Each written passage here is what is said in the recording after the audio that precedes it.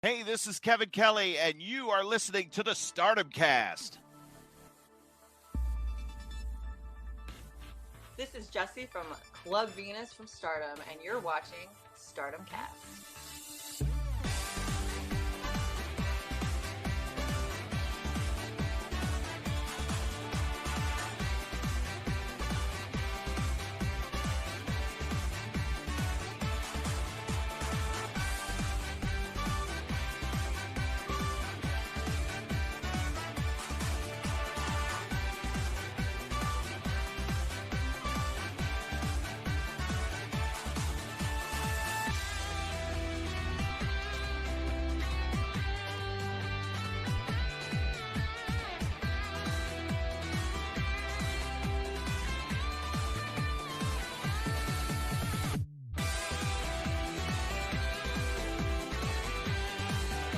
Hello, everyone, and welcome to the Stardom Cast. This is a podcast we talk all things about the fantastic professional wrestling company that is Stardom, and we do it in a positive and what I like to think fun manner. I'm your host for this episode. My name is Matt Turner, and we will not be joined by Rob Goodwin as Rob is under the weather, so we're going to fly this episode solo, but that's okay, folks, because we have a lot to talk about today. I believe we are reviewing 4 shows, including the Goddess of Stardom Tag Team Tournament Final, and we'll be previewing the 2 big shows this weekend, New Blood West, as well as Stardom Gold Rush pay-per-view with the main event, or maybe semi-main event, for the Wonder of Stardom Championship, Soriano challenging Mirai. But folks, I hope everybody's well. I hope everybody's doing fantastic today. Thank you for bearing with us as we venture on a solo episode.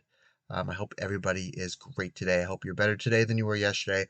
I hope you're better this week than you were last week. I hope you're better this month than you were last month. Folks, we have an absolutely loaded week here on the Stardom Cast podcast. There's so much going on, so much fantastic information podcast, and just a lot of content pumping out. We could not do that without the fantastic support from you. Now, I don't have anybody to do my normal banter with in the beginning, but Rob and I like to banter a little bit before we dive deep into the world of Stardom. So just kind of give you an idea what my week was. I did mention last week that I was going to go see the Marvels with my wonderful wife Amber this past weekend, and we did that. We went out to dinner, which was lovely, and then we went to go see the Marvels. And I know a lot of the critics' reviews, I think like Rotten Tomatoes had like a 55%, which is one of the lowest reviewed Marvel movies in the MCU in the, 15, 16 years or so since this phenomenon of the MCU started. A lot of the fans and a lot of the critics that I listen to, a lot of my friends that have early access to the movie, said no, it was nowhere near as bad as the critics made it out to be, which I didn't think so. And I'm a pretty positive person, and I've enjoyed every single MCU movie. Every one, even the ones that some people are like, oh, really? Like The Incredible Hulk, or Iron Man 3, or Thor 2, The Dark World. I love all of them. I think they're all great, and to the shock of nobody, folks, I absolutely loved the Marvels. I'm a huge fan of Brie Larson as Captain Marvel. I think she does a great job. The lady that played Monica Rambeau, she was terrific.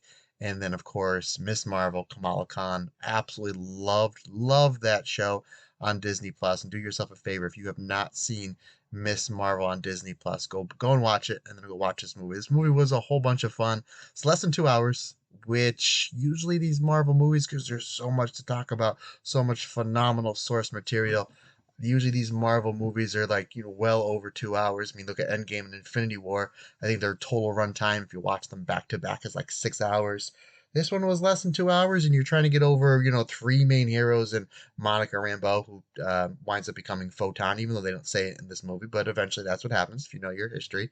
Obviously, Carol Danvers as Captain Marvel, and then Kamala Khan as Miss Marvel. So you have those 3 that you're trying to tell their story, and then you do have the villain of this movie, and the villain is somebody that I really didn't know. For somebody who's pretty good. I'm pretty good in my comic book history. Didn't really, it was like almost like a female Ronin, I think, in the comic books. I could be wrong, and if you do know, please send me a message, Matt Turner OF, on the Instagram and or the Twitter. I believe it's Ronin in the comic books. I believe she's Ronin's daughter or Ronin's niece.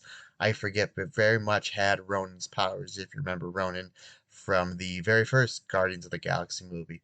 But the movie was a lot of fun. It was really cool watching the Marvels, name of the movie, Captain Captain Marvel, or Miss Marvel, and Monica Rambeau, with all that they're trying to phase back and forth with their phasing powers, and a lot of really cool nods to Neil Adams of Skrull Kree War. A lot of nods, of course. The way that they're using this current iteration of Captain Marvel, Carol Danvers, is literally copy and pasted from Kelly Sue DeConnick's Captain Marvel run that started, I believe, about 10 years ago, and it's a phenomenal job, and they do a great job crediting her at the end. And I'm just a huge fan of anything Kelly Sue DeConnick does, especially her Captain Marvel run. And folks, stay for the mid credit scene. There's really nothing at the end of the credits. There's just kind of a little audio thing that's really not that major. But yeah, Marvel's always done, especially when they first started. Their end credit scenes were always something like that, was set up something huge. Literally from the very first MCU movie with Iron Man, where Nick Fury plants the seeds of bringing in the Avengers. And one of my favorite post-credit scenes was at the end of Iron Man 2, where they show Thor's hammer. I'm a huge fan of Thor, huge fan of Mjolnir, Thor's hammer. So, and then of course, I think maybe the greatest, in my opinion, because I'm such a huge fan of Thanos, is at the end of Avengers, where they show Thanos, and you're like, wow, this is where they're going. And the past couple end credit scenes were just kind of left a little bit more to the imagination. Like, they were good, but not great.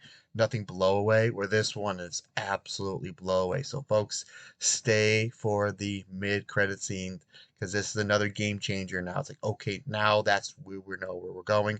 The very next day, Friday, once I got done with work and got done with all the fantastic things that I do on a daily basis, I was able to sit down and finish Loki season 2. So I had a double scoop of Marvel goodness, of MCU goodness, and I absolutely loved Loki season 2. And Loki, the Marvel character, Thor's brother, not Loki, former Ring of Honor world champion. That's my joke I have with Andy Header.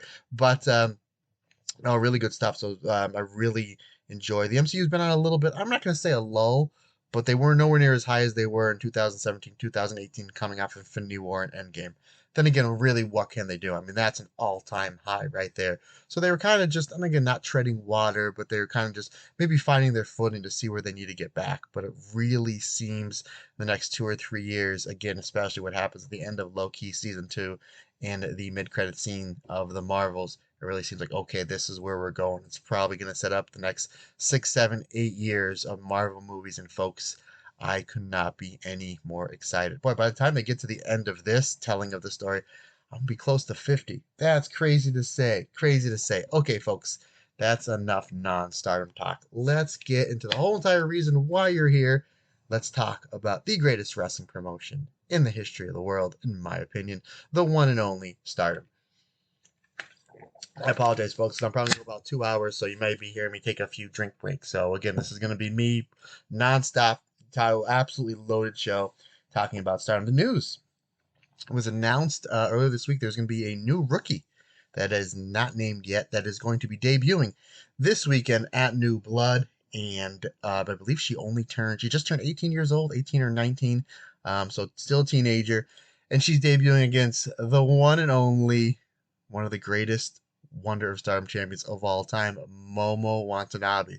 I saw a meme that somebody put saying that they had her picture next to Momo's, and said something along the lines of, it's what happens when you literally just started playing the game and you put a cheat code in to get to the final boss. I thought that was really funny.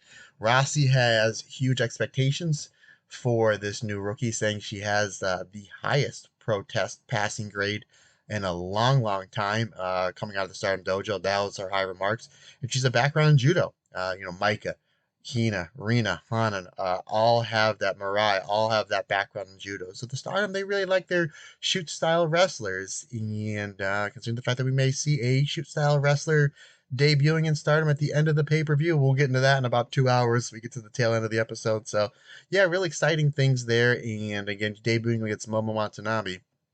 You know who else had their debut match against Momo Watanabe? One Starlight Kid and one Sai Kamatani. And folks, they've done pretty well for themselves. They have done pretty well for themselves. So they're literally putting her very first match against Momo Watanabe. They do have some high expectations, and that's what Stardom needs right now with all the unfortunate injuries going on, as they need some, pun intended, maybe, new blood. So yeah, that's really, really excited. Speaking of injuries, two more on the injury block. Waka Tsukiyama has a lumbar lower back injury that's going to take her out of action for probably the next 2 or 3 weeks. There was no timetable set on her return date, but that would be my guess, probably until further evaluation. Mayu Iwatani had dislocated her finger in her IWGP Championship match this past weekend against Stephanie Vakar. And so that's an injury that you can probably work through if they just tape her fingers, but smart that they did keep her off the Gold Rush shows.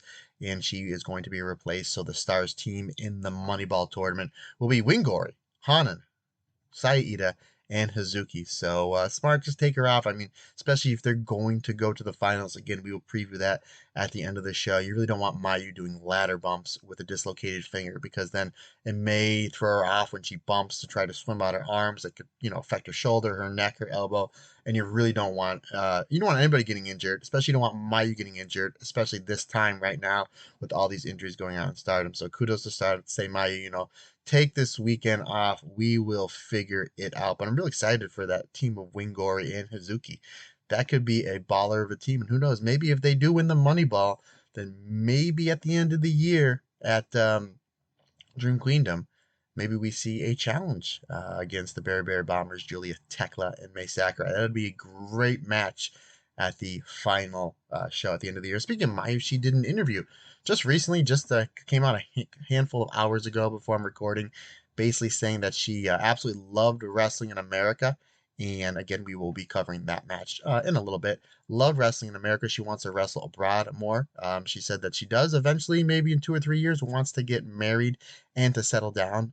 We've heard Mayu say that before, but whether she's serious or not, that remains to be seen. If that's the path she decides to take, we wish Mayu nothing but the best, as she has left everything out there in the ring for us and has given us a lifetime of memories in her 12 years of wrestling. However, she did say she absolutely loving teaming with Hanan and would love for the two of them to have a long, successful run with the Goddess of Stardom Championship belts. I've been saying this on the show the last 2 or 3 weeks that I'm loving Mayu and Hanan being as a team. Mayu has done everything.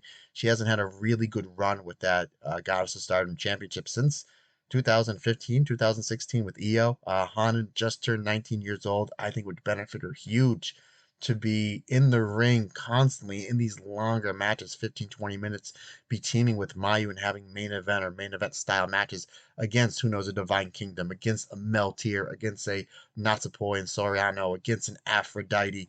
Though I think, those would be Crazy Star, FWC. I mean, they're just the litany of matches. I can go on and on and on with Mayu and Hanan as a team. And you're getting fresh matches because Mayu and Hanan, they've, other than being in 6-person tag matches, and having the occasional tag match here or there, they really haven't been a consistent team up until the start of this tournament. And they had a fantastic tournament, folks. A fantastic tournament. So that's really all the news that I have. Nowhere near as much news as last week. There's been some other news, and we'll kind of weave that in between these certain shows. But before we get into the 4 shows to review, let's talk about what we have coming up on the Patreon. Folks, we released 2 alternate commentaries and one, like the AC/DC song, Have a Drink on Me. Yes, we did from Pro Wrestling Noah, Kenta Kobashi versus Kensuke Sasaki from the Tokyo Dome. We released that on all tiers. Usually that is just for the white belt tier, the Wonder of Stardom Championship tier, and above. We released that for all tiers, just as a make good, because we did do Suzu Suzuki and Micah for an alternate commentary. We recorded, have everything done. However, the last 5 or 6 minutes got all jumbled. So rather than release something half-assed that we do not want to do, we do not want to do anything less than A+ for you, the fantastic friends and family of the Stardom Cast and the Stardom Cast Extra. We scrapped that, said we will come back to it. The holidays are coming up. We will come back to it and we will release it at a later time, sometime between now and the end of the year. So what we did is, as a make good, everybody from the $1 tier to the $25 tier, you get that watch along. Like I said, have a drink on me. If you've seen it or if you're going to go see it, Rob and I had engaged in some adult beverages during every single chop. 187, I think, Rob had on there. 187 chops. So watch it with us. Have a drink. If you're not a drinker, have a drink of water. Have some protein shakes, some coconut water, or whatever you want. And just sit back and just watch some really good matches. As Rob and I had an absolute blast doing that watch along. Alternate commentary, something we take a lot more seriously than the watch alongs. This is one of the best alternate commentaries Rob and I have ever done, and I've been saying that a lot lately. Rob and I really have been following our footing here when it comes to these alternate commentaries. I think it's one of the reasons why we got the gig at Pro Wrestling Dream, is just because we just sync so well together. But this one was phenomenal. It's one of the best matches I've seen all year. One of my favorite 5-star matches of all time, and my favorite match from this year's 5-star from night one, Suzu Suzuki and Shuri. An absolute blast. Watching that one back and calling that one with Rob, as that match is just absolutely nonstop. So I hope you all go back and watch that and enjoy it and listen to Rob and I on the commentary. Also, review FWC's 2021 Goddess of Stardom Championship win. Figured, hey, what better way to release that than just a few days after the 2023 tournament has concluded. And that was a great time going back and watch those matches. They have 2 matches with Aphrodite and a match with Momo Oz in the finals. So absolutely loved it. It was fantastic going back watching those matches. And they wrestled 3 times in the final night, 3 times in the, which I completely forgot about. So again, that is up on your Patreon feeds for the bonus section on the Stardom Cast Extra for the reviews. And then coming up at the end of the month for the review is for the first time in 2 years, since about 2 years since I've been doing the Stardom Cast Extra, is I'm going to be doing a full show review that we have not covered here on the Stardom Cast. We're going back to 2019, the year-end climax. Super excited to go back and watch that show. I know the main event is for the World of Stardom Championship, as Mayu Iwatani makes, I believe, her first defense of that championship against Kagetsu, and as well as the breakout match from Julia, as Julia, in my opinion, the match that puts Julia on the map. Julia taking on the late great Hana Kimura. And speaking of Julia, just yesterday, as of this recording, we recorded with Karen Peterson for our roundtable discussion, and we did a retrospective on Julia. Literally, all we did was we just wrote down our top 5 favorite matches. We knew beforehand we were going to have just an open discussion on Julia. I figured this podcast would go about an hour and 15, an hour and 20 minutes. This thing, I think, was, I could be wrong, a little over 2 hours. I know we talked like 10 minutes prior, just because we haven't really talked, other than, social media and emails. We really haven't talked to Karen in quite some time. So it was great just catching up with her. And then we're like, hey, we may as well record. And then we just went. We probably could have recorded for like 3 or 4 hours. Having Karen on is just such a blast. And I do have to say, I mean, again, I've been doing this podcast for a little over 2 years. That episode we recorded with Karen might be my favorite we have ever done. That was great, and it really opened up our eyes for something, for maybe future roundtables that we can do. And let us know, when that drops, and that'll be coming out sometime in about a week or so. When that one drops, let us know, what you enjoyed about it. If you did enjoy it, and that's something that you want to do, because maybe we'll have Karen on, once a month or once every other month, doing those roundtable discussions, retrospecting a career of a Starlight Kid, of an EO, of Micah, Himika, Utami, Sai Kamatani. I mean, it's really limitless, what we can do. So let us know. Also, the alternate commentary for next week will be Momo Watanabe challenging Mirai for the Wonder of Stardom Championship. So, folks, that's all what has been dropped and what is coming up in the next handful of days on the Stardom Cast Extra. Once again, we cannot say thank you enough to all the fantastic Patreon members. You really help us out. Keeping the lights on and paying the bills and trying to up the equipment, folks, really means the world to us. Okay, folks, let's get, like I said, we have a lot to cover. 4 shows to review, as well as EO Watch, Kairi Watch, the Mayu Watch. I guess we may as well call it Freedom Watch, right? They all wrestled on the same weekend over here in the States, and I wasn't around to see any of it.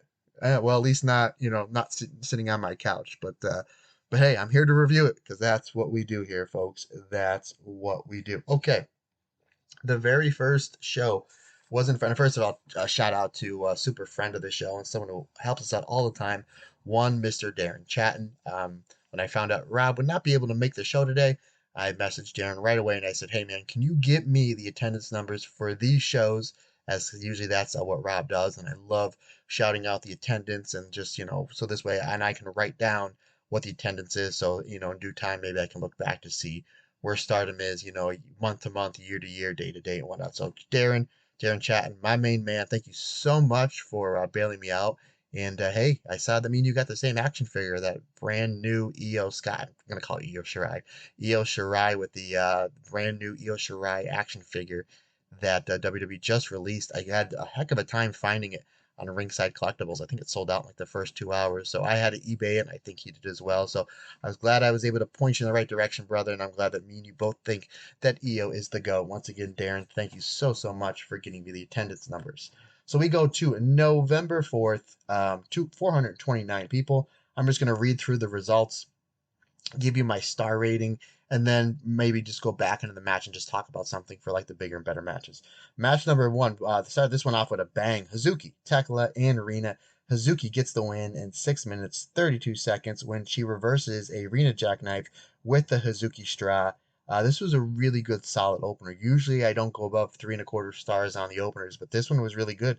3.5 stars. Match number two saw the Oh My Julia team of Mai Sakurai and Julia defeating the Oedo Tai team of Fukin Death and Ruaka in 6 minutes and 49 seconds when Julia pins Fukin Death after a backdrop driver. This one was 3.25 stars. Match number three was a three-way tag between Micah and Megan Bain, also known as Divine Kingdom, versus the team of Hina and Lady C, the Queen's Quest team, and Saki and Sherry, where Megan Bain pins Lady C after an F5 in 7 minutes and 14 seconds, 3.25 stars. Match number four, after I read the results, we are going to go back and talk about this bad boy. The team, the New Eras. Remember them? Former Goddess of Stardom tag team champions. The New Eras, Mirai, Wonder of Stardom champion, and Ami Sourei defeating the Cosmic Angels team of Saori Anou and Yuna Mizumori in 12 minutes and 2 seconds when Mirai taps out Yuna Mizumori with the Mirror Mirai, but I will always call it, folks, the double wrist lock because I am catch wrestling trained. Folks, this was amazing. 4.25 stars. This match just starts out, and you kind of know where they're going about 3-4 minutes in that. This match is just a preview for Mirai versus Saori Anou for the Wonder of Stardom Championship for Gold Rush, which is taking place this weekend, which we'll get into. And it's just like, wow, this is just a preview of what we're going to get. We're in for a treat. This match is going to be worth your ticket alone, your pay-per-view ticket alone, your Stardom World subscription alone. I mean, holy jeez, these two, they had a phenomenal match in Cork and Hall back in the, not the Goddess, the 5-star Grand Prix where Saori Anou did defeat Mirai. That's how she's getting this title shot. And they just tore into each other here. Like, holy jeez, like, Saori Anou is really finding her place here in Stardom, and Mirai is real. I mean, she's been good since day one, but she's really coming into her own as a solid main eventer for that Wonder of Stardom champion. You have to be a solid performer to carry that belt and to carry a pay-per-view like a Sai Kamatani, like an Io has done before, like a Tam has done, like how Julia has done before, like an Arisa Hoshinki, Momo Watanabe, and then the list is endless. Kairi. And Mirai is really putting her foot, dipping her foot in that water of those great Wonder of Stardom champions. And boy howdy, yeah, they really laid into each other. Ami Sourei was great here. She's another one that's really improved leaps and bounds. It was nice seeing some New Era's classic tag team work. Speaking of improving, I don't think I've seen anybody improve more in wrestling than one Yuna Mizumori. Yuna was amazing here. She literally probably just watched what Saori and Mirai did and was like, maybe if I hit Mirai really hard, maybe I'll get a title shot. She would have thrown some bombs with those lariats. And there's one really cool spot where Saori Anou does that phenomenal German suplex. And then when Mirai is kind of folded over when she's somewhat getting up, Yuna just darts her with this beautiful stiff but hit hard but in a safe place sliding lariat. I thought that was absolutely great, and she's throwing these lariats and Mirai's throwing lariats back, and she goes to throw this one lariat. This was one of the coolest ways I've ever seen to get in the double wrist lock. And folks, I use the double wrist lock quite a bit in my matches, and I'm always thinking of different ways to get into it.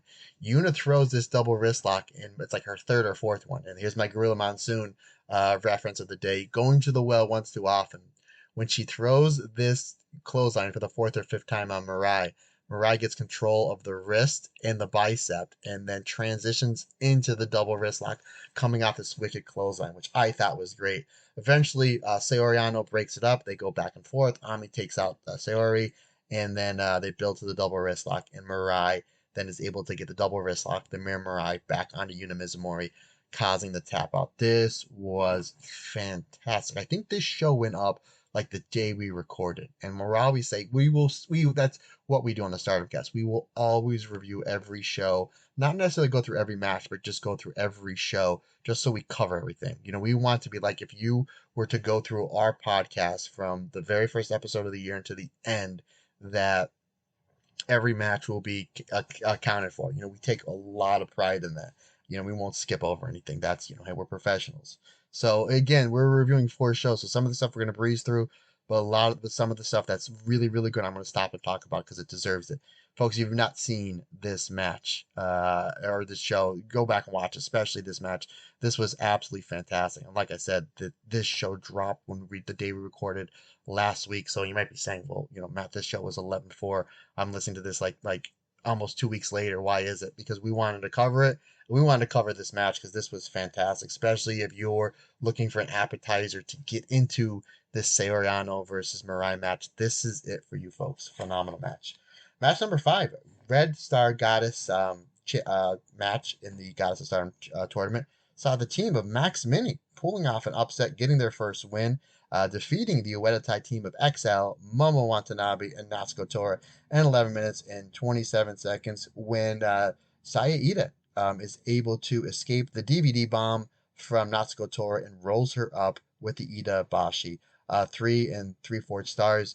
Solid match between these two teams. Hanako really coming into her own. Can't wait to where she's going to be in 12, 16, 18 months from now, because she's another one that's improving. I mean, well, she's a rookie, so you're starting on the bottom. So I can't wait to see how well she's going to be in a year and change from now. Side Ida is obviously fantastic. Saya Momo Watanabe, kick, chop, kick, chop, kick, chop. Take my money, folks. Fantastic. Match number 6 saw the Crazy Star team of Suzu Suzuki defeating the Moonlight Venus team of Mina Shirakawa and Waki Tsukiyama in 9 minutes and 14 seconds when Suzu Suzuki plants poor Waka into the mat with a tequila shot for a 3 count. Another really solid outing between the two. Suzu and Mina, please, this 3 3/4 stars.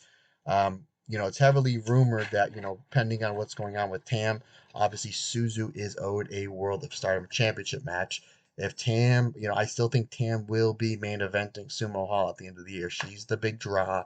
She's the big person to go to. And if you want to draw, 3,200, 3,300, I think Tam in the main event, whether it's Asai or Utami, if they do come back in time, fingers crossed, I think that might be the way to go. However, if Tam's injured and can't really go for that big 15, 20-minute match, maybe the way is to pivot and put the championship on Suzu. I also think that Mina is going to get that big run with the Wonder of Stardom Championship. I really think she's going to defeat Mirai at the end of the year. So the point I'm trying to get to is if we can get a Suzu versus Mina match somewhere in 2024 for either the World of Stardom Championship or the Wonder of Stardom Championship, yes, please. Yes, please. We move on to the main event. One of my favorite matches of this tournament. One of my favorite matches we're going to talk about on these 4 shows. Blue Goddess match as the Eye Contact team of Mayu Iwatani and Hanan defeating the O2 line team of Azumi and Miyu Amasaki when Hanan pins Miyu with a wrist clutch backdrop driver in 11 minutes and 41 seconds. This was just great. Great tag action between these two teams back and forth. You saw the high-speed offense. I mean, we have Mayu, former high-speed champion. We have Azumi, former high-speed champion. Hanan, when she gets into a high-speed mode, you can see it's like, if they ever want to go there with her, I got no problem with that. And again, Miyu Amasaki is fantastic. And I've been saying this the last 2 or 3 weeks on the show.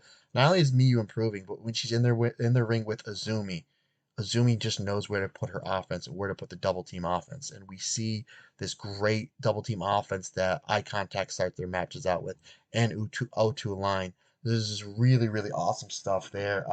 I liked it how when Azumi's building her comeback, she's able to get both Mayu and Hanan down. She puts them both in the double armbar, and the referee's like, you can only put one of them in armbar. Like, you can only, what if the illegal person taps out? And Azumi's like, oh, okay, like all frantically. And Azumi and Mayu had this just phenomenal chemistry together. Their match at Azumi's 10th anniversary show from Cork and Hall about a month or so ago. It was really, really good. And again, just Miyu Hamasaki, just the improvement. And you're going to improve teaming with Azumi, being across from the ring with Mayu Iwatani and being across the ring, even though she's 19 years old. One of the best wrestlers on this loaded roster in Hanan. Excellent match. And again, if this is something, if Mayu did say she would love to have a run with the Goddess of Stardom Championship. Can you imagine like this match, like 20, 21 minutes in Cork and Hall, like a loaded Cork and Hall, 1,400 people as a main event or co-main event? Oh, that would just be delicious. Absolutely fantastic. Again, folks, solid show. The two matches, if you haven't seen them, definitely go and watch the Soriano and Yuna Mizumori versus New Era's match and the O2 line versus Eye Contact match, because just absolutely fantastic. As depleted as this roster is with injuries, you go back and watch the show, and especially those two matches, and you're like, the roster is still so loaded. The roster is still so loaded. Folks, we go to the next day, November 5th in Yushiku. 334 people. Match number 1, speaking of Yuna and Soriano, sees Soriano and Yuna Mizumori representing the Cosmic Angels defeating the team of Hazuki and Saida. What a great way to start the show when we did see Soriano hitting a pair of German suplexes onto Saida for the 3 count. Excellent. Oh, I'm sorry. Soriano hits the German suplex, and then Yuna Mizumori hits a clothesline on the Saida, and then Soriano hits another German suplex. 11 minutes, 7 seconds. Solid match. It's Suzuki, it's Saida, it's Yuna Mizumori, it's Soriano. I mean, just 4 great wrestlers. What a great way to open these shows. What a great way to open this show with that tag match. And it's just, man, Soriano, Hazuki. I mean, that was absolutely fantastic. Yuna and Saida, who just always seem like they have something to prove. Like, maybe it might be time to move us up the ladder, and we're going to show you why. Excellent stuff between these two teams, 3 3/4 stars. Match number 5. Oh, baby, this one was crazy. Saw a 5-way match that's with Azumi, Rina, Hina, Hanako, and Ruaka, when we saw Azumi getting the pin via the Azumi Sushi over Hanako in 8 minutes, 35 seconds, 3.5 stars. Moving along, match number 3 saw the team of a 6-person tag match of Mei Sakurai, Megan Bayne, and Maika defeating the God's Eyes team of Shuri, Saki Kashima, and the winner of Stardom champion Murai, when Megan Bayne pins Saki after an F5. 3 1/4 stars. Folks, solid stuff here we did see with Maika and Shuri. We only got a little bit of it here. Only a little bit of Maika and Murai. However, the thing to really watching this match is the hats. Mike and Megan Bayne with their headdresses looking like Wonder Woman. And then Mei Sakurai's like, I'm not going to be outdone. Comes out with this just giant hat looking like something out of a Julia Roberts movies in 1988. Oh, just so good. Really good stuff. Mei Sakurai, again, somebody that may not be World of Stardom champion for 3 years. You know, may not have like the Io Shirai run with that red belt. However, not saying it can't happen. Hey, we all improve. Not saying how it can't happen. However, what she's doing now with her character work is just nobody else is doing it. She's doing a great job standing out in these matches, and she is very good in the ring, folks. Don't get me wrong. I'm not saying she's all character. She's very solid in the ring, and Stardom seems to be very, very high on her, as we are here on the Stardom cast. Okay, we move on to match number 4, Red Stars Goddess match, as the Mafia Bella team of Julian Tekla defeat the Moonlight Venus team of Mina Shirakawa and Waka Tsukiyama in 10 minutes and 26 seconds when Tekla pins Waka via top rope splash. This was 3.5 stars for me. Again, let's get a Mina and Julia match in there sometime soon. Maybe for the New Japan Strong Championship. Maybe if they don't go with Mina versus Julia at the end of the year. Mina versus Mariah at the end of the year.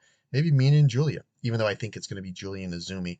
I think that's going to be the last match before we get to Julia and Mercedes Moné, which Mercedes Del Moné. See, we're gonna weave in the news here. Mercedes Moné did put on Instagram that she'll be coming back sometime in 2024. I think it might be sooner than that. I think she's going to come back at Dream Queendom, or she's going to do a run at Dream Queendom to set up her match for the January 4th Stardom show in Tokyo Dome City Hall. That's just me, folks. Match number 5 on the show, the co-main event, the Blue Goddess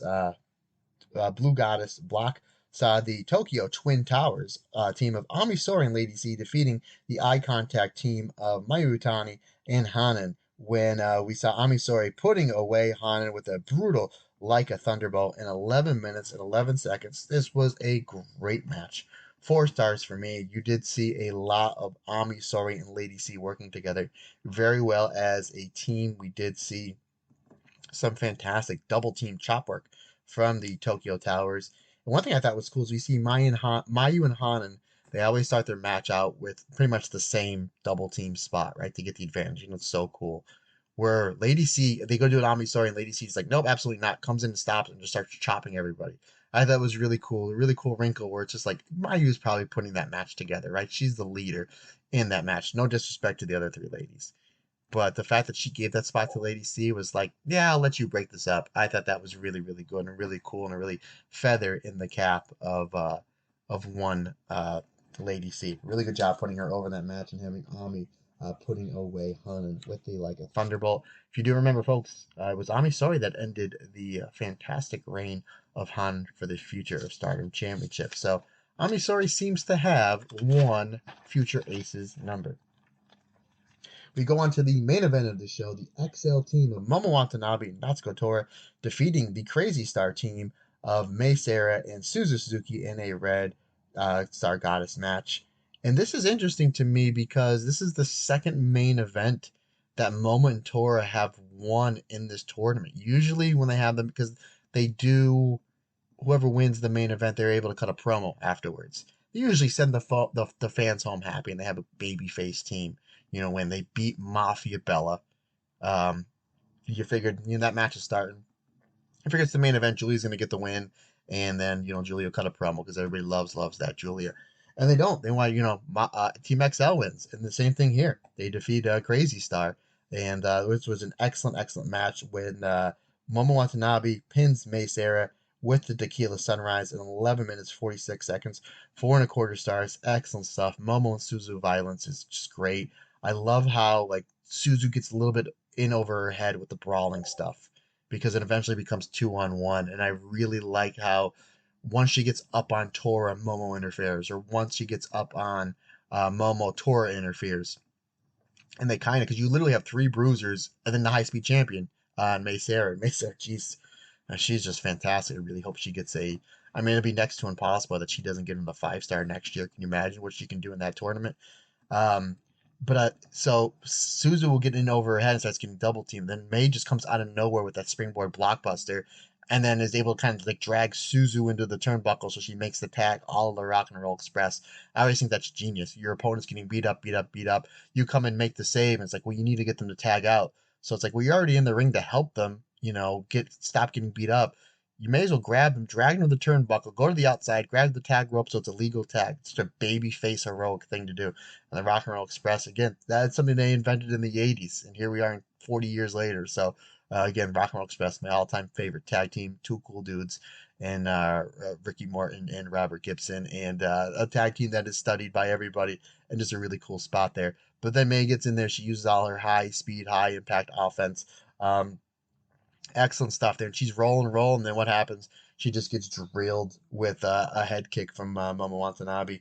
Really like the way that anytime there's any cheating here, Tora and Momo do such a great job blinding the ref. And folks, if you're new to this podcast, the veterans of this podcast, our listeners, their friends and family of the Stardom Cast podcast will tell you I hate it when there's cheating and it happens in front of the ref. And Momo and Tora, who are 2 of the biggest badass heels in this company, do such a great job pulling the ref out, very much like the former leader of Oedo Tai Kagetsu used to do. I say it all the time, I think Kagetsu is the greatest working heel in the history of Stardom. For that reason only, she would cheat, but she would blind the ref, so this way the heat doesn't go to the ref, it goes to the wrestlers, hence that's what you want. Eventually, though, it's a brutal head kick in the Tequila Sunrise that spells the doom for Crazy Star in this match. If you're going to watch one match from the show, go and watch this main event with Crazy Star versus Oedo Tai XL, again, 4.25 stars.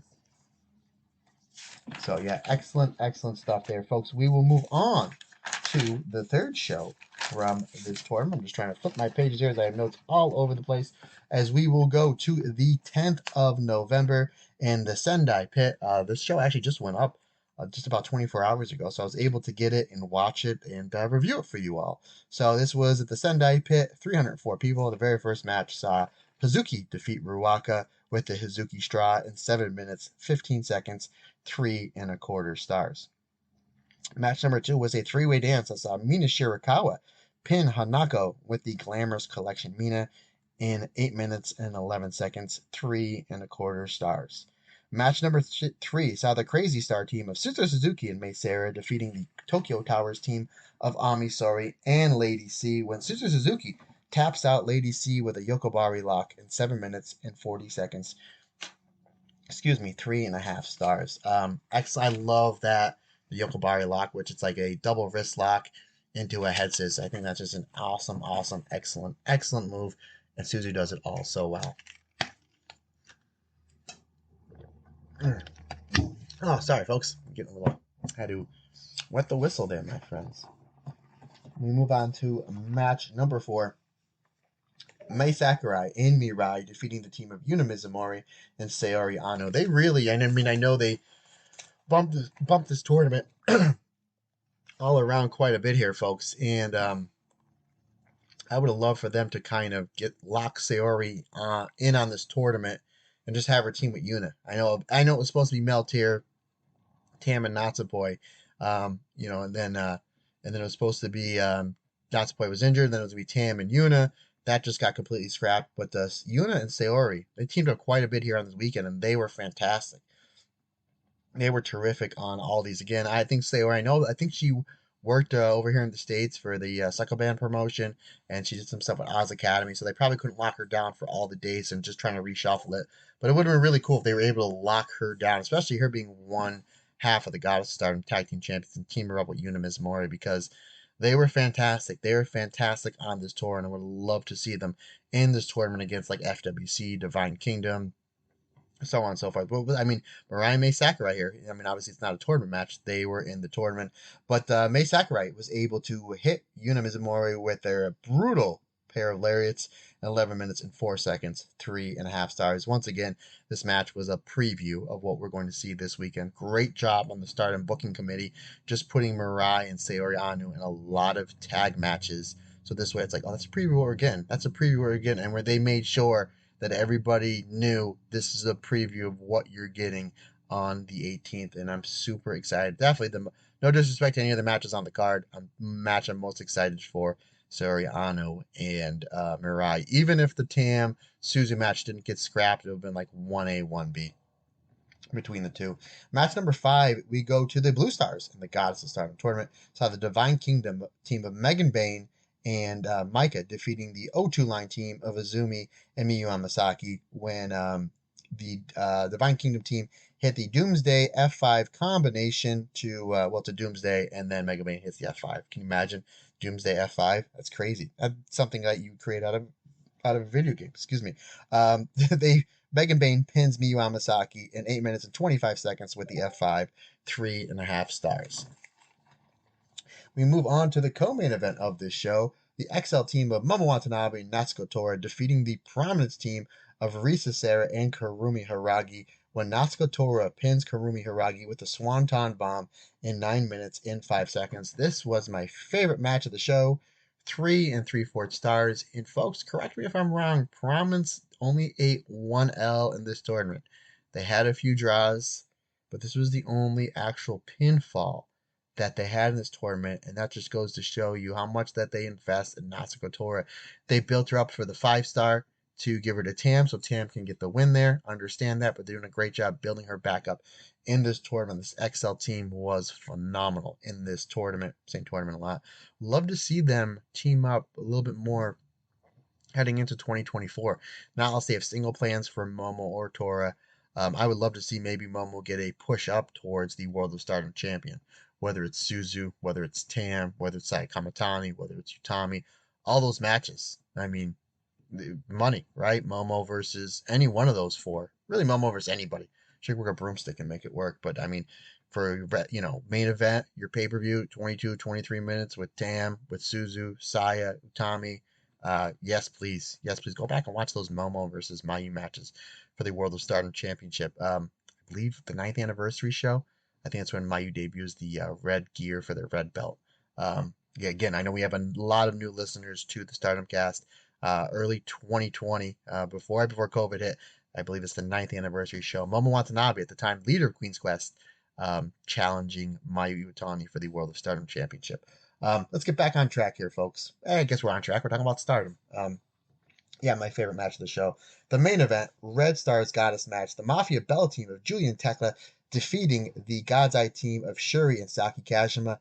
The match starts and it's like Julia and Shuri in the ring. You're like, oh yes, here we go. We get the grappling, we get the fantastic grappling between the two of them back and forth. And again, we recorded yesterday with Karen, and again we're talking about Julia.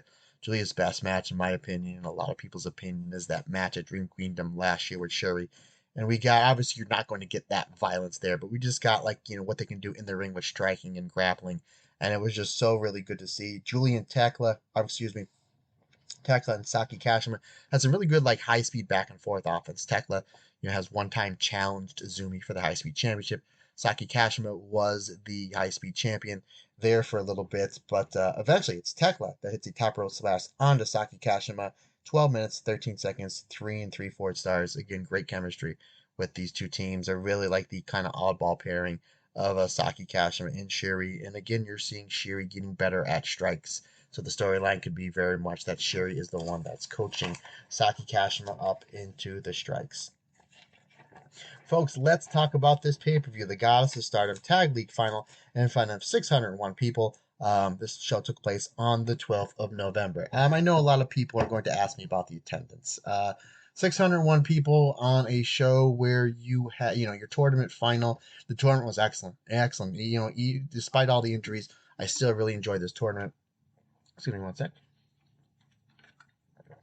The tournament was really, really good. 601 people. From what I understand, there was a couple of the wrestling companies that ran this building back in, I think, late summer, like Dragon Gate Noah, and they only did like 350, 400. Again, I don't have that confirmed. So, but I know that New Japan ran, I believe, one of the New Japan Cup shows or maybe one of the G1 shows, and they did, somewhere around like 2,000, give or take. Again, I'm kind of just when I was just looking at numbers real quick when I did some quick research for this show.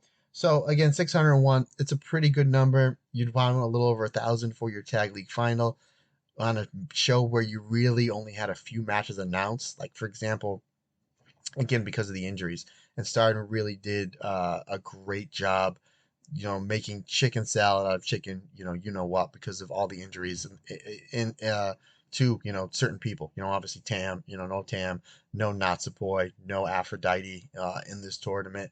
Consider fact how great Aphrodite was in the tournament last year. For you Patreon listeners, there's a review up there for you.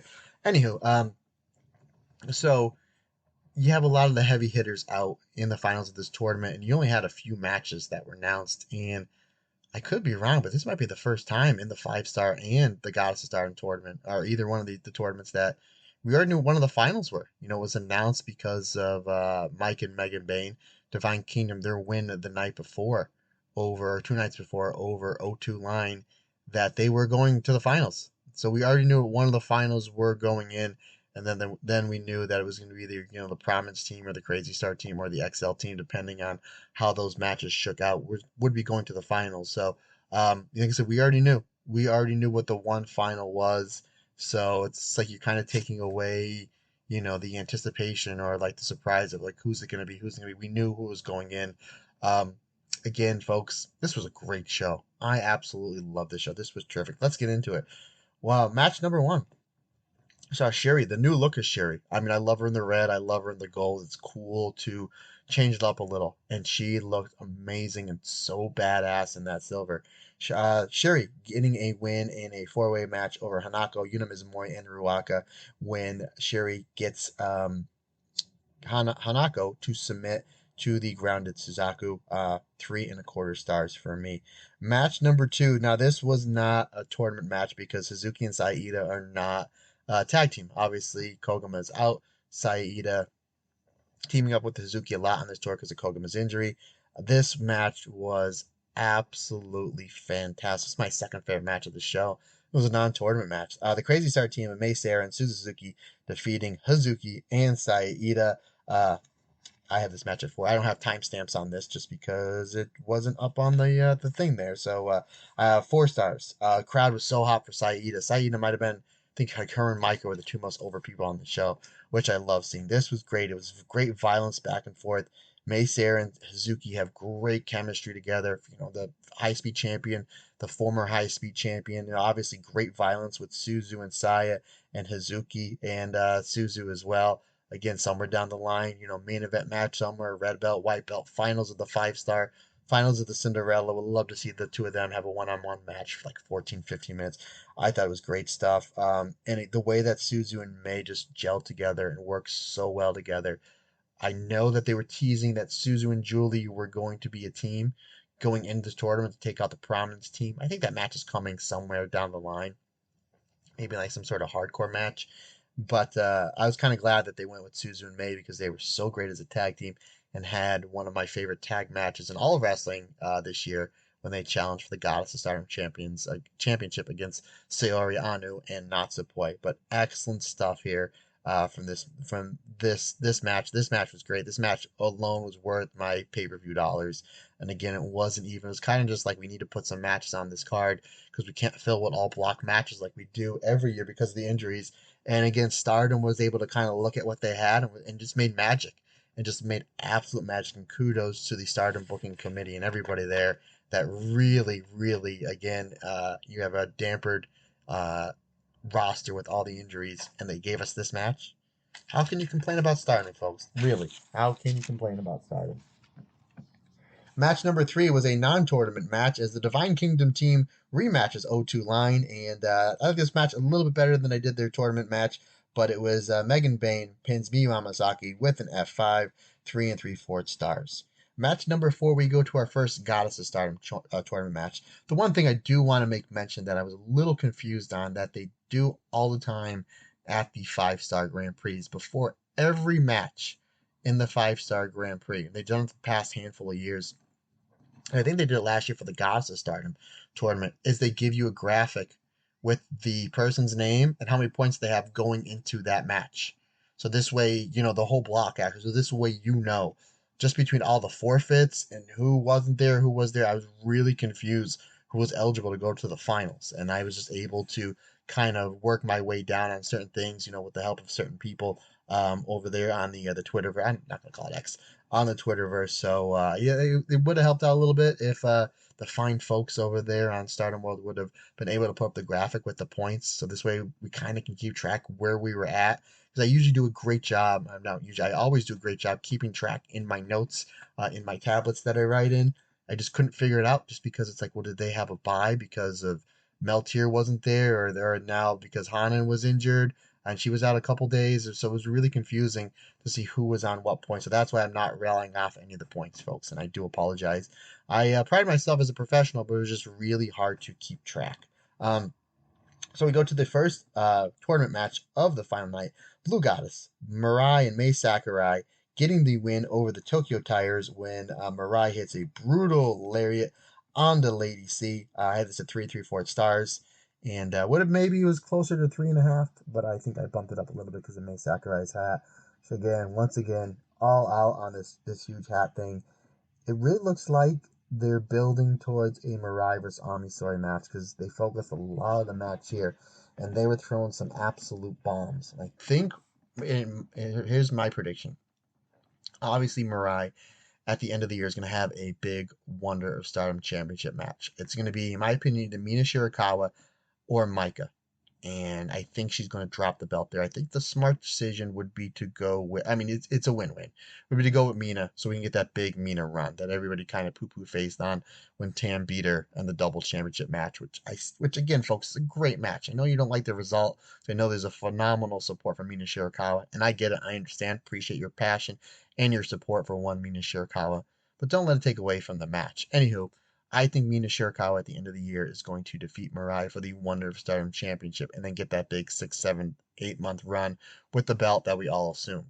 So there is a pay-per-view coming up in 2 or 3 weeks' time, the first weekend of December. I think what's going to happen is Mirai is going to defeat Saori Anou, and then afterwards, Ami Sourei is going to come out and challenge her. So I think, again, it's my prediction. My guess is they're going to do Mirai versus Ami Sourei for the Wonder of Stardom Championship, and that'll be just another. That'll be great defense for Mirai and a feather in the cap to Ami Sourei, who really was coming out of the 5-star with a lot of steam here. And again, very much like in the last few shows that I just reviewed, they gave us a preview of Mirai versus Ami Sourei, which we knew we were getting. Don't get me wrong, but if we're getting a Mirai versus Ami Sourei match and it's kind of built out of the out of the foundation of this match, I'm all for it. Former Goddess of Stardom tag partners, tag team champions. They're both in God's eye. They can be, you gave us a little preview here. If that's the way we're going for in 2 weeks, and then you give us a full match, 15, 16 minutes, these two just chopping each other and layering each other.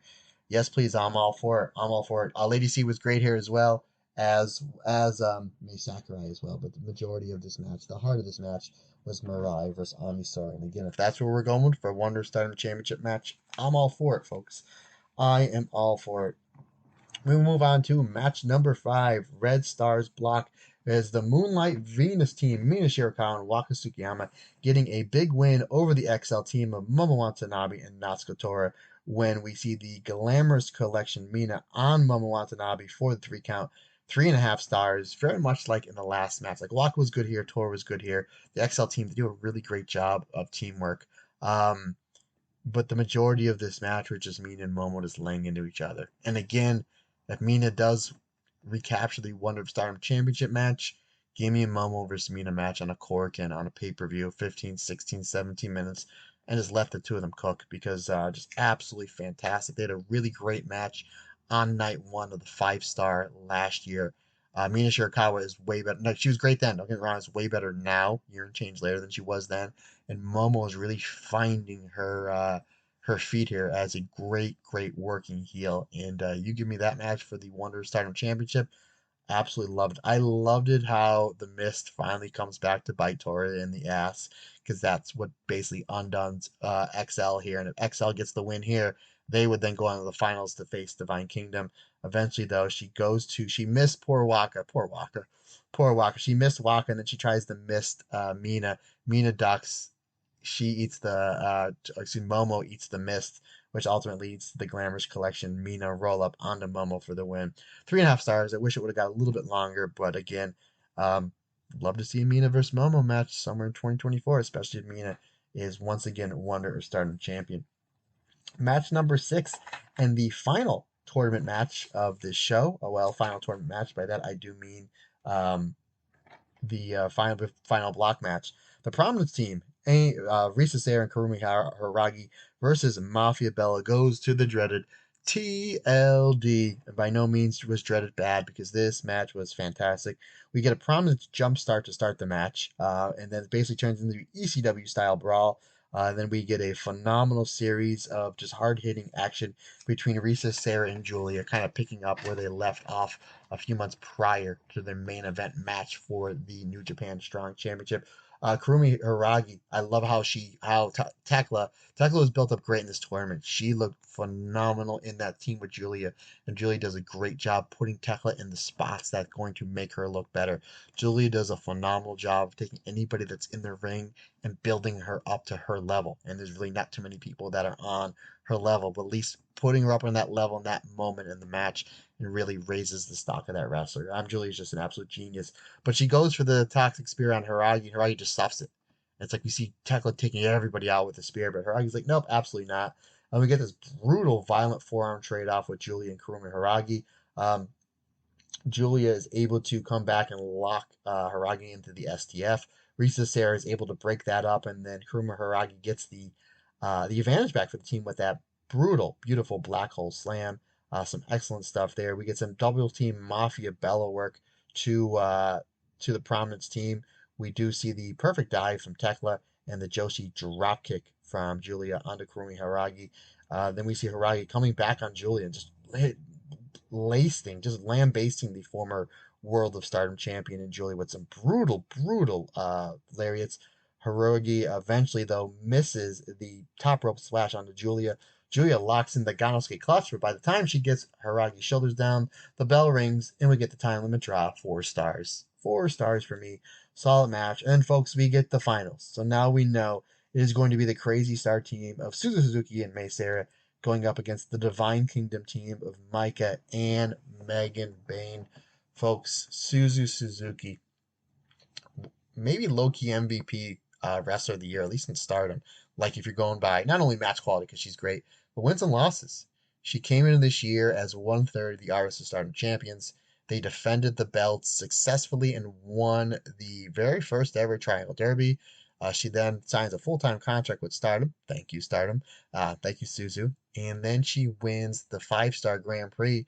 And then she makes it to the finals with May Sarah, who they're having an absolute run against a team of Micah and Megan Bain. Here's Micah, who her tag partner back in May retired.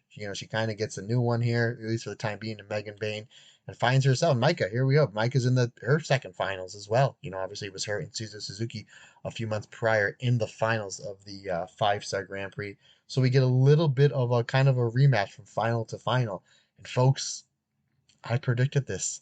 At the beginning of this tournament, I said it would be Divine Kingdom over Crazy Star in the finals, and I absolutely got it right. I was astounded. I was astounded. Um, Obviously the Divine spoilers. The Divine Kingdom team, they win this match, win the tournament when there's a Doomsday device to May Sarah and to the Michinoku driver for the 3 count. Folks, I had this at 4.5 stars. I'm going to go through as soon as I did. I'm going to do a quick review of this match. I'm going to go through my top 5 favorite matches and my top 5 favorite tag teams. This was great the way that it built. They played off a lot of Suzu versus Micah in this match. May Sarah was great, how she was kind of just trying to run Megan Bain all throughout, kind of maybe trying to wear her down. Really great stuff. I love it how Micah and Megan Bain will get their opponents down, just keep body slamming each other on top of their opponents. Victory through self-destruction. There's one spot where Suzu tries to hit the poison rana on a Megan Bain. I don't know if it's because like Megan is just so big that she couldn't, so tall, I mean, that she really couldn't, Suzu couldn't get all the way up or their timing was off. So kind of missed the bump, but at the same time, then Suzu was like, I'm just going to literally just deadlift Megan Bain. I mean, just planted her right in the mat. I don't think Megan knew it was coming, but at the same time, that's the position that Suzu needed to get her for the spot.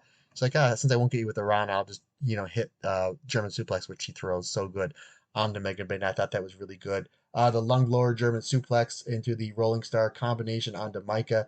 I thought that was great. Megan Bain comes in to make the save. However, Suzu and May, Crazy Star, they do hit their version of total elimination onto Megan Bain to take her out. And then we do see some back and forth with with Crazy Star onto Micah. Eventually, Divine Kingdom, Micah and Megan Bain, they hit their Cheers powerbomb. They did it to O2 line where it's basically they pick both their opponents up for the powerbomb, they smash them into each other, and then drop them onto the mat. I think that's a really, really cool spot. Looked like this was going to be the end of one May Sarah because she was a legal person. Micah goes to give her the Michinoku driver, but they do a great job on this tease of the false finish where May Sarah rolls through the Michinoku driver into a small package and almost steals it. We saw, Micah's trainer, Taka Michinoku, who taught her the Michinoku driver. We see Taka has lost a lot of big matches by getting the Michinoku driver countered into a roll-up. I don't know if that's really ever happened too much in her Stardom career. And if anybody's going to do it or do it any better, it'd be May Sarah. And that was so close to the finish. Great job building that up. Again, though, it's the Doomsday device, 360 lariat into the Doomsday device into the Michinoku driver that spells the end of Crazy Star and giving Micah her first tournament win. Good on Micah. You can see how much that absolutely meant to her. Then afterwards, they just beat up Suzu Suzuki. They hit her like a double power bomb, and they beat up poor Suzu. So yeah, that was really, really good stuff there. Excellent tournament. Again, we didn't have any Melt here. We didn't have no Aphrodite. Hanan was injured, missed the last few matches of the tournament. Koguma was injured, no FWC the last few matches of the tournament. It's still great. This was still a great, fantastic tournament. Okay, folks, let's go down the top 5 teams. My top 5 favorite teams. And folks, after you listen to this episode, or if you want to pause it right here after I get done, by all means, let me know what your top 5 favorite teams were. Matt Turner OF on the Instagram and or the Twitter, and your top 5 favorite matches, because that's what I'm going to do. Top 5 teams. Now, my 1 and 2 were pretty solid. 3, 4, and 5, they can change pretty much at any time, but I'll tell you why I had one team at 5, one at 4, one at 3. Number 5, FWC, Hazuki and Kagama. Had Kagama not gotten injured and was able to finish the last few matches of the tournament, they may have bumped up a little. And that's the reason why my number 4 team, O2 line, Azumi, Miyu, Amasaki. Great matches, great chemistry. Great seeing Azumi back from her little injury that she had. It was nice that she took some time off, able to recharge a little bit, came back, and again, what she's been able to do with Miyu Amasaki. Obviously, Miyu's putting in the work. Don't get me wrong, and I love that when somebody's putting in work and they're busting their ass and they're becoming better. So, love seeing Miyu putting in the work, but just what her and Azumi are doing as a team, and Azumi just able to make Miyu better than she already is and already becoming. So, huge fan of O2 line. Number 3, I put them at number 3, the Divine Kingdom team, because, the Divine Kingdom team of Mike and Megan Bain. I put them number 3 because they won the tournament. Again, they could have been 4 or 5 here, but I figured I would have gave them the number 3 spot because they ran the gamut on the tournament. Only lost one match via countout in Cork and Hall to eye contact. Speaking of eye contact, number 2, eye contact, Mayu Iwatani and Hanan. Obviously, with Hanan's injury, they missed, I think, the last match or two. But regardless, I talked quite a bit of how much I love this Mayu and Hanan team. And I'm all in on Mayu and Hanan being the goddess of Stardom tag team championships somewhere in 2024. I'm all for it. My number 1 team, folks, does not come to any surprise. The Crazy Star team of Suzuki and Mei Seira. Back about 3 or 4 months ago, I said that Saori Anou and Natsupoi are slowly becoming my tag team of the year. And with the, and one of my favorite tag teams in all of wrestling. And just with the injury of Natsupoi, and then just how well Suzu and May have just really been carrying the tag team division on their back with the absence of Natsupoi. Now it's maybe Crazy Star is my favorite tag team of not just Stardom, but maybe of all of wrestling. I made mention a little bit while ago that one of my favorite tag matches in all of wrestling this year was those two teams going at it with Saori Anou and Natsupoi. Saori Anou and Natsupoi versus Suzuki and Mei Seira. Excellent. I think I gave it the full 5 stars. But yeah, so again, my top teams. Number 5, FWC. Number 4, O2 Line. Number 3, Divine Kingdom. Number 2, Eye Contact. Number 1, Crazy Star. Now, before I get into my top 5 matches, not sure really, because usually the God of Stardom winners, they get a title shot. And how it's worked the last 2 years is they go to Dream Kingdom and get their title shot.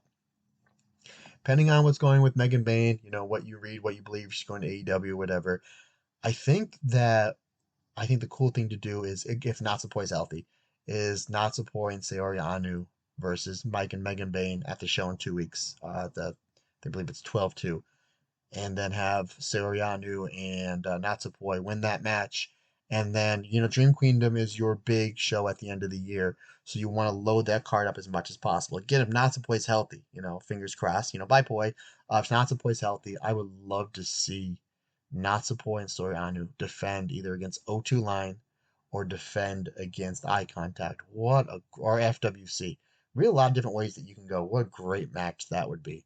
What a great tag match to end the year that would be with Saori Poi versus either O2 Line or versus FWC or against Eye Contact. I mean, heads you win, tails you win. Really, no losers there. So again, obviously that's all pending on Natsupoi, and I hope that she comes back soon and she comes back healthy because, boy howdy, she really upped her stock this year in Stardom. Top 5 matches. Match number 5 was from the 5th of November. Momo and Natsuko Tora at Team XL versus the Crazy Star team of Suzuki and Mei Seira. Number 4 was from night 1, the main event, FWC of Hazuki and Kagama versus the Eye Contact team of Mayu Iwatani and Hanan. My match number 3, my third favorite match, would be from the 4th of November, the Eye Contact team we just mentioned of Mayu Iwatani and Hanan versus the O2 Line team of Miyu Amasaki and Azumi.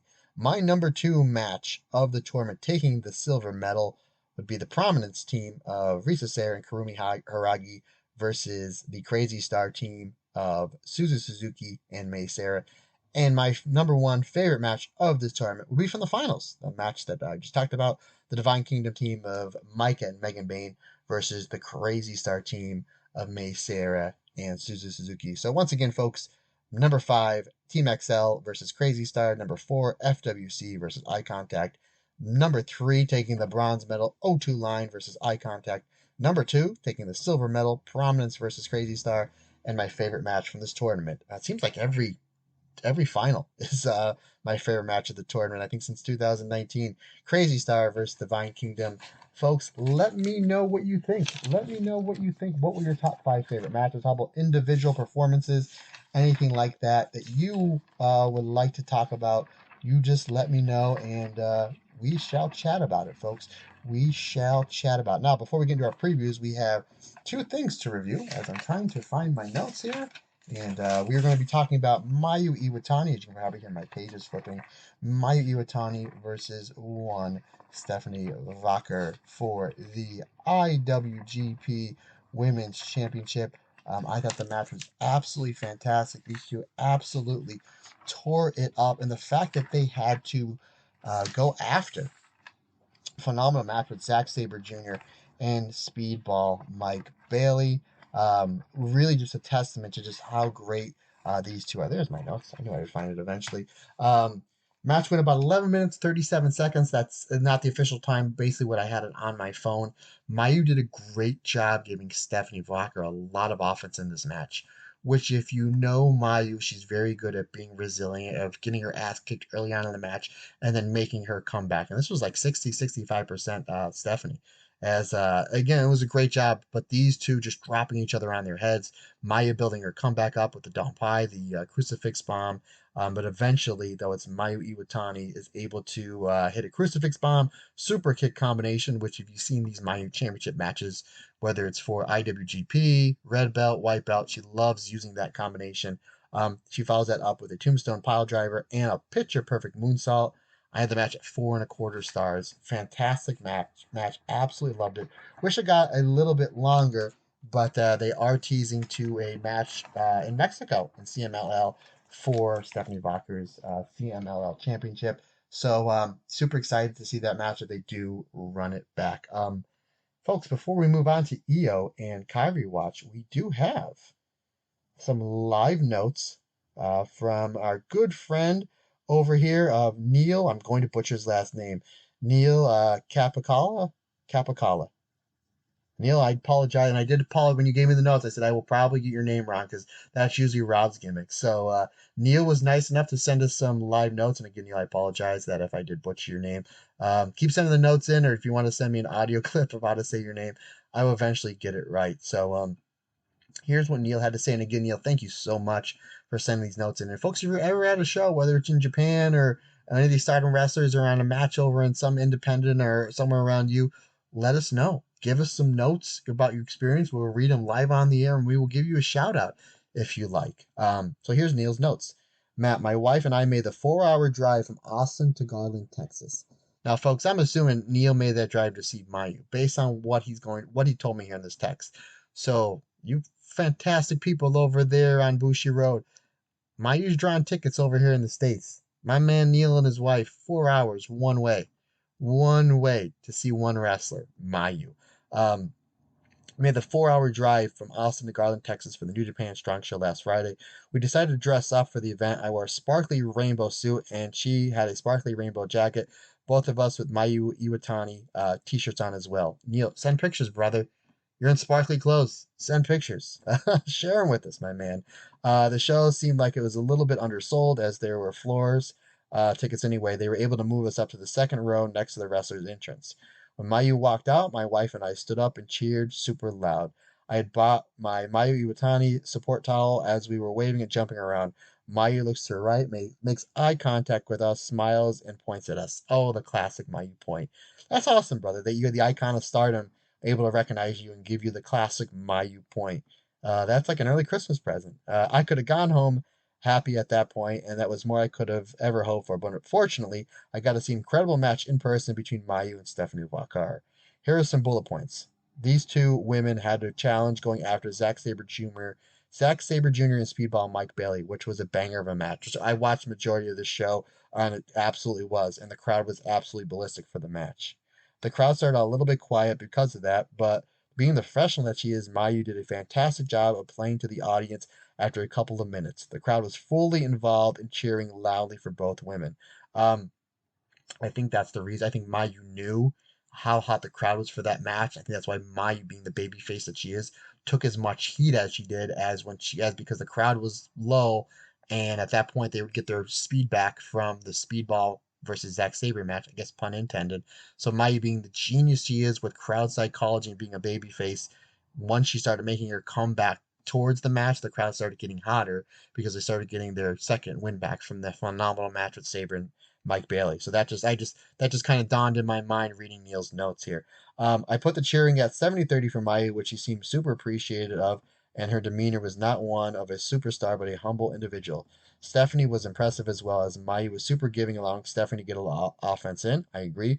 I've seen it on my TV many times, but in person I couldn't help think Mayu's bones, especially her neck, are made of rubber. When Stephanie hit that release German suplex, Mayu's neck hitting the mat looked like it should not be able to bend that way. After the event, I walked by Veda Scott, who was doing English commentary for New Japan. I got to speak to her for a few minutes about the event, including the Mayu match, and tell her what a fan I was of hers going back to her ROH days. I also asked her husband, Speedball Mike Bailey, to tell her what amazing match he had. Mayu was my favorite Stardom wrestler, anyways, but this experience cemented her as my favorite wrestler of all time. I get this might be a little bit too long for you to read during the podcast, so feel free to use any or all of it however you and Rob see fit.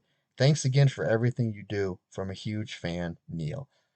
Yes, I read that entire thing online. You know why, Neil? Because I'm a professional. And you took time, effort, and energy to tell me what was in your heart and soul, brother, but I'm glad that you had a great time with Mayu. I'm glad you had a great time at the show. Glad you and your wife got home safe. That's obviously the most important. Glad that you guys wore sparkly rainbow shirts and suits. That seems fantastic. I go back and watch that match. I should be able to point you guys out, right? Thanks again, Neil, for sending that in, brother. Greatly appreciate it. Appreciate the support. I know you comment quite a bit on our Patreon page, and we talk quite a bit on social media.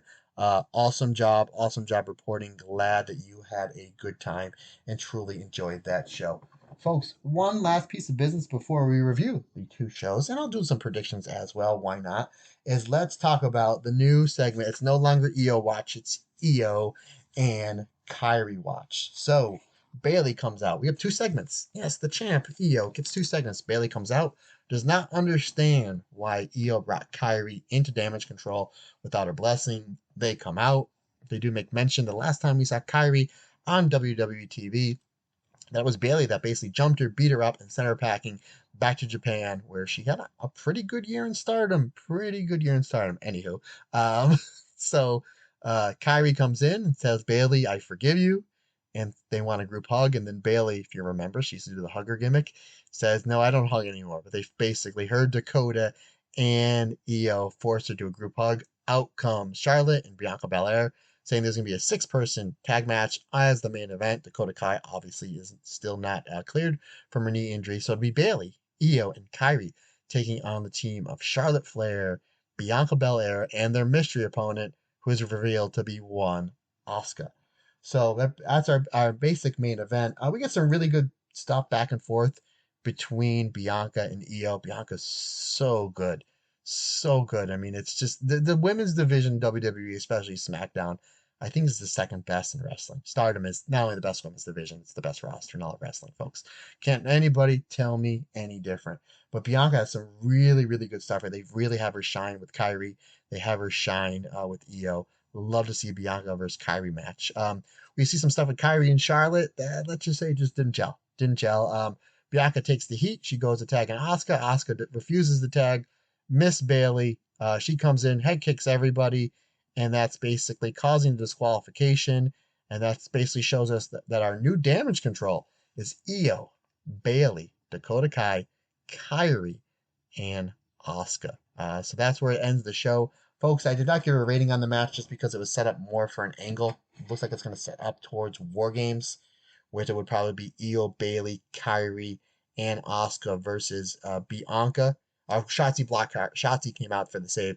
So probably the face team is going to be Shotzi, Charlotte, Bianca, and there's going to be one other person. I think it's going to be Becky Lynch. I know some people are like, well, it doesn't fit into the story. It's not this, it's not that. Folks, it's going to be one of, if not the main event matches on the Survivor Series War Game show in Chicago. A very hot crowd. The biggest star in the women's division in WWE is probably still Becky Lynch. I mean, the way she organically is able to get over, just have her come in. I mean, you can build it up. I think the show's in a week or two. Not going to take you that long to build it. You have 3 hours on Raw, 2 hours on SmackDown. Not going to take you long to build it. Bring her in. It's going to pop the crowd huge. Just say, hey, she respects Charlotte, she respects Bianca, she respects Shotzi. She doesn't like what Damage Control's trying to do. She doesn't like Bayley, doesn't like Io. That's really all you gotta do about it. You're gonna put a phenomenal worker and somebody that's crazy over in a War Games match against that loaded pair of Bayley, Asuka, Io, and Kyrie in a hot crowd in Chicago. I mean, I get it. She's not part of the story just yet. Not going to take that long to get her over. And it's Becky Lynch, folks. Phenomenal worker. Somebody that's going to get massively over. I'm hoping it's Becky. But also I hope that Damage Control does go over for two different reasons. One, massive fan of this team, especially with Io and Kyrie. And I think it wouldn't be wise to squash your hottest faction in wrestling. The Bloodline thing is fizzling out, in my opinion. Roman's never there. Your hottest faction on your hottest show, you have them get beat by kind of a makeshift team in War Games. I think that Damage Control needs to go over there. And folks, I mentioned it before on the podcast about a month or so ago. EO segments are drawing over 2 million people. 2 million people. This was EO versus Asuka, EO versus Charlotte. Both had over 2 million viewers. And then these two segments were the two highest rated segments on SmackDown. I think doing something like 2.3 million viewers, something like that. So EO's drawn, folks. EO is drawn. And it was really, really smart because remember, late last summer, it's heavily rumored that EO is coming back to us in Stardom, but Triple H has done a phenomenal job repackaging pretty much the entire company, especially the women's division, and understanding to think outside the box, do something different. And he's drawing ratings, he's drawing money with EO at top. So kudos to EO, kudos to Kyrie. Just love seeing them. Obviously, I would love to see them back in Stardom, but at the same time, when you have over 2 million people watching you every week, not a bad consolation prize, folks. Not a bad consolation prize. All right, let's get into these two previews of these two shows, shall we? Let me just pick up the card here for New Blood West. Now, I don't know. I don't think this is going to be on YouTube, but the fantastic people over at We Are Stardom do a great job getting these shows out, especially New Blood shows in like a 24-hour turnaround. Might be a little bit longer than that because they have this show and then they have the pay-per-view. So maybe Sunday, Monday, these shows will be up. I hope that the New Blood show is up by at least Monday night. So this way it'll give me Tuesday to watch it so we can review it for Wednesday. And I believe there's another show, I think a show that happened the past weekend. So there'll probably 3 shows, if my memory is correct, 3 shows that we're going to review next week. The show from I believe the 11th, New Blood, and then the pay-per-view Gold Rush. So another loaded week we will have, folks. Another loaded week. Okay, Suzu Suzuki versus Yuna Mizumori. This is the match I'm looking for. Again, I don't know the order of the card. I'm just going by what I'm seeing over here on Twitter. This is the match I'm looking forward to the most. Yuna is just absolutely fantastic. Suzu is on a roll, but Suzu Suzuki will get the win there. May Sierra versus Hanan. Ooh, this might be the match I'm looking forward to the most. Hanan is she's fantastic. May Sierra, she has a title match the next day, so I don't see May eating a L here. However, they can have Hanan win here, and then have May win the next night, and then have Hanan come out and challenge May for the high speed championship match. We did make mention before how Hanan's really good at that high speed style. I think May's going to get the win here, or they're going to do the time limit draw. But I would love to see Hanan get a win here and then come back and then challenge May for the high speed championship. I think that's where the money would be. We have Saida versus May Sakurai, the chop versus the hat. It is a New Blood show, and Saida is one half of the New Blood Tag Team Champions, as is Hanan. I'm going to say Saida gets the win here, even though they're very, very big on May Sakurai. I tell you what, those last two matches are tough to predict, which I like. Hanan versus May, and May versus Saida. Tough to pick. Ami Sohrei versus Zones. I've seen very little of Zones, but I know a lot of people are excited that she's going to be on this New Blood show. I'm going to say Ami Sohrei gets the win here because I think they're building towards an Ami versus Mirai Wonder Stardom Championship match. Momoko Hanazono versus Lady C. This should be interesting because you have a contrast in styles, but that's what Stardom does really, really well. Momoko Hanazono is going to get the win here. She has a championship match the next day. Let's see what else we have here. And then we have Future Stardom Championship match. Rina versus Hanako, that's going to be really good. However, that one's going to be a little bit easier to predict. I'm going to say Rina gets the win there. Chi-Chi, another one that I've heard a lot about that I've seen very little, versus Miyu Amasaki. This is going to be a great match for Miyu to show what she can do singles wise. New Blood show, they tend to give Miyu a little bit more time in her matches. So I'm excited for this one. I'm excited to see Chi-Chi. Like I said, I know a little bit about her. What I've seen, I've been impressed with, but I'm going to say Miyu gets the win there. And then, of course, we do have the new rookie. The new rookie's name will be revealed on Osaka on the 16th. So we will know the rookie's name by the time this one hits the airwaves. Taking on Momo Watanabe. That is going to be a win for Momo Watanabe. Folks, let's review this pay-per-view, Stardom Gold Rush. Okay, we have a Gold Rush Battle Royal that has Lady C, Miyu Amasaki, Megan Bayne, Bellican Death, Maika, Mina Shirakawa, Yuna Mizumori, and Hanako. I'm going to say Megan Bayne gets the win there, but they can go really either anyway. Give it to Lady C, give it to Miyu. It's a battle royal. I mean, it doesn't matter, but it'll be fun. You have a lot of really good talent in there. I am just really hope for comedy's sake, even though I'm not that. I'd rather serious wrestling than comedy. We're gonna get a lot of serious wrestling on this show. For comedy's sake, that we get an interaction between Megan Bayne and Billiken Death. That'll be hilarious. Gold Rush Tournament, round one. We have the God's Eye team of Kunami, Saki Kashima, and Amisori taking on the Stars team of Hazuki, Hanan, and Saida. There's going to be a lot of interesting matchups there, especially with the two former members of Oedo Tai with Konami versus Hazuki. That's where my money is for that match. I'm going to say Hazuki, Hanan, and Saida get the win. Then we have on the other block, we have the Artist of Stardom champions, the Berry Bombers of Julia, Mei Sakurai, and Tekla, taking on the Oedo Tai team of Ruaka, Momo Watanabe, and Natsuko Tora. I'm going to say that Team Julia gets the win there, setting up the Moneyball match to be the Stars team of Hazuki, Hana, and Saida versus Julia, Mei Sakurai, and Tekla. Oh boy, I really hope that's the final. No disrespect to the other two teams. Obviously, I'm a huge fan of Konami, Momo Watanabe, etc. But then you put that in a ladder match. I mean, you can have the Berry Bombers get the win here and really kind of shine up the Artists of Stardom champions. But then again, at the same time, Hazuki, Hanan, and Saeed, if they get the win here, don't you think they'd be granted a future Artists of Stardom championship match? Again, I know we have a pay-per-view on the 2nd and a Korakuen coming up. You can do that one there. I'm going to say the Berry Bombers get the win there, but I can go either way. Folks, we have Starlight Kid's return match. She will take on her returner foe, Inazumi, and the hottest wrestler in all of Stardom, the winner of the 5-Star Grand Prix and the finalist of the God of Stardom tournament, one Suzu Suzuki. Suzu's going to get the win here. I think a lot of people think that Starlight Kid's going to eat the fall because Starlight Kid's been eating a lot of falls lately, especially in the 5-star. But I think with Starlight Kid coming back here, I think you have Suzu pin Izumi. But this is going to be awesome. I'm not a big fan of three-ways just because they get a little contrived because either they're really, really good or really, really bad. I have no doubt this one's going to be really, really good.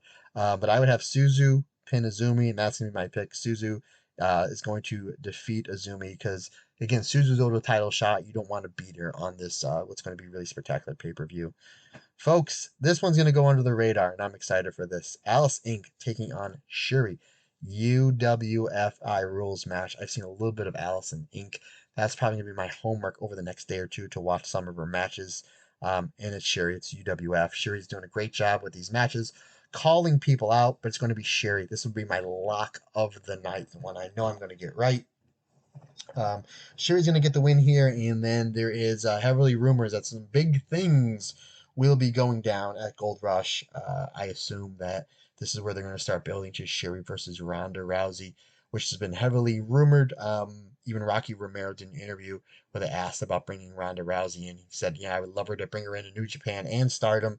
So, obviously Rocky's not going to say, "Yeah, she's definitely coming in," but basically kind of planting the seeds there. That'd be huge. You built that to Sumo Hall. I think Shuri versus Ronda Rousey. That match alone, you're gonna sell 3,000 tickets. Ronda Rousey, love her or hate her, I think she's fantastic in the ring. I mentioned before when she came back, this last run from WWE Wasn't really her best work, still really solid. She's the highest drawing, the biggest star in the history of women's MMA. I'm not saying she's the best fighter ever in women's MMA. She's top, 3 or 4, but go look at the numbers. The numbers don't lie. She's the biggest draw in the history of women, not only women's MMA, but just MMA in general. I think it's like her, Connor, and Lesnar are like 1, 2, and 3. Connor's definitely number one. Then I think like Ronda and Brock are like 2 or 3. I think you throw John Jones, Chuck Liddell, Tito Ortiz. I go on a whole rant. Anywho, I know there are some people that do not want to see Ronda Rousey in Stardom. I am not one of those people. I am 1,000% for it. I will literally be jumping up and down in my living room at 4 a.m. or whenever this match happens. That if that's what we get, we do get the Sherry versus Ronda Rousey match and Sumo Hall, and then you can build towards a rematch because I would love to see it. If it draws money and it's good, I would love to see them run it back. I would love to see them run it back, but we shall see. But yes, I will definitely. Allison Inc. does have a really, really cool look towards her. Stardom would not bring her in on a pay per view against Sherry and Sherry's UWF I style match if they didn't think she could hang. So yes, that is going to be my homework between now and Friday night. That I'm going to watch some Alice Inc. matches. And if you know any good ones, send them my way, folks. Send them my way. High-speed championship match. Momoko Hanazono versus Mei Seira. Mei Seira making her first defense of this championship. We've seen Hanazono quite a bit in Stardom. She's absolutely fantastic. She had challenged for the same belt a year prior against one Azumi. I haven't seen much of Momoko Hanazono since then. I'm assuming she's just getting better, and Mei Seira is literally like can make a case for the best wrestler on this roster. Like just what she's been able to put in the high speed matches, the 6-person matches, just her comedy, her timing. She gels with everybody. I think this match is gonna blow blow the roof off the building, blow the doors off the building. Same difference. And then we go to I believe what is going to be the semi-main event. As much I would love to see Mirai in the main event for this Wonder of Stardom Championship. I believe the main event is going to be the ladder match. They did it last year. That was the main event because it's a gimmick match, the ladder match. And considering we had Saya versus Kyrie last year and Shuri versus Utami, which was phenomenal, and the main event was the finals of the money, the Moneyball tournament, which we did see the Moneyball thing break like 2 minutes in. I think that's going to be the main event. Again, I would love to see Mirai. Every time she's in these Wonder of Stardom Championship matches, she absolutely steals the show. Like even with the one she lost last summer to Saya Kamatani, I believe that show was main evented by Sherry versus Risa Sarah. I'm just trying to think off the top of my head. And that was a great match, don't get me wrong, but Mirai and Saya Kamatani blew it out of the water. Mirai and Tam Nakano, where Mirai defeats Tam for the Wonder of Stardom Championship, wasn't the main event. It was the strap match between Sayori and Natsupoi. Mirai and Konami had a great match, was not the main event. I believe the main event was Julia versus Risa Sarah for the Strong Championship, and then we had Mirai versus Momo Watanabe. I don't know what was an absolutely loaded card, loaded show, but Mirai and Momo Watanabe to me was the best match on that show to literally the point where we're going to be doing it as an alternate commentary, which you'll be hearing in the next few days for all you Patreon listeners. I would love for this is going to be the best match of the show. No disrespect to any of the matches. A solid card. I'm really looking forward to this card. I'm really excited to see what the big surprise supposedly is. But this is the match I'm looking forward to the most. Soriano she's on her game. Mariah is making a case for MVP in Stardom in the year 2023, and this is going to be an absolute baller of a match. They've done a great job building this match up the last 2 or 3 weeks. They gave us a little sample of what they can do back in Cork and Hall in their 5-star match, and I think this one is going to be. This is going to be. I don't see this one going below 4.5 stars. I really don't. This is going to be terrific.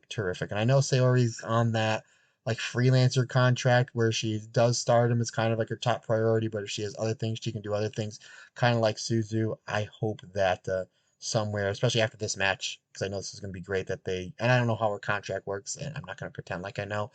I would love for it to be as soon as this match is over where they just Rossi hands her a check and here's your contract. So I would love to see Sayori in Stardom full time, because in fact she's one half of the Goddess of Stardom champions.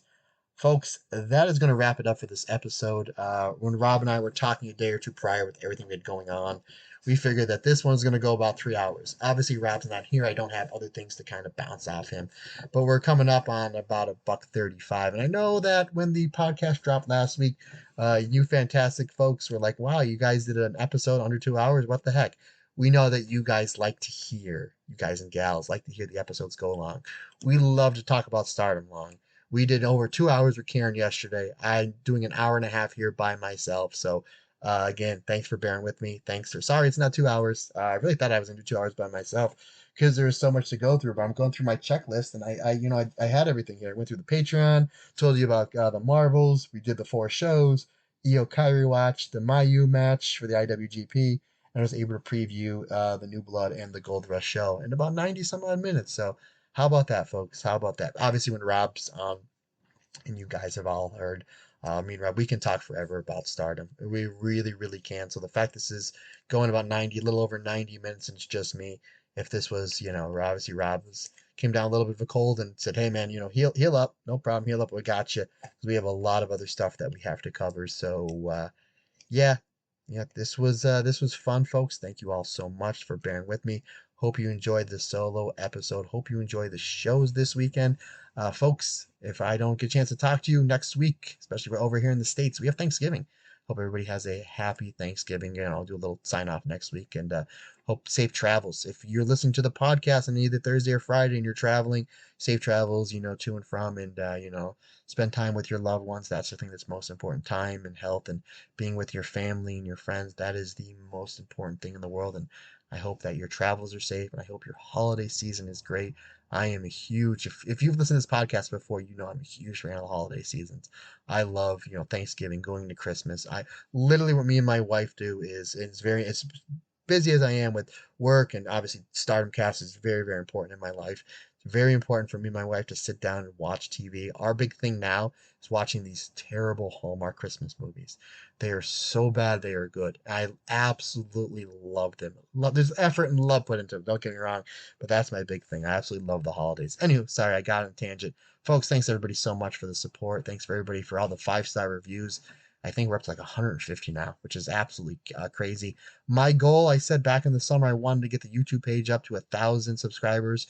We're over 2,000. So you've doubled my goal that I wanted there, folks. Thank you all so much for spreading the word of Stardom. Cannot do this without you.